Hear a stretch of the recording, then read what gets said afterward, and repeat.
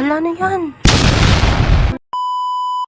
So yun guys, nandito ako ngayon sa base ko kasi ni-miss kong, teka, uy, ano yan? Uy, sino na naman may gawa nito? Gabi na tapos ito bubungad. Teka, at matutulog ako saglit. Baka pagising ko wala na yan. So ayun, ito talaga bumungad sa akin pagkatapos ko matulog. Sino na naman may gawa nito? Lagot talaga sa akin may gawa nito. Kala mo siguro yung anak ko dyan pa sinabit. Pag yan tinanggal ko, mamamatay yan. Ang taas. Tatlo na lang sila. Uy, grabe.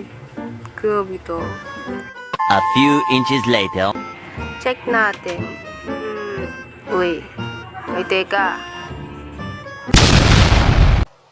At ayun, mamamaalan ako sa mga anak ko na hindi ko kayang ibaba.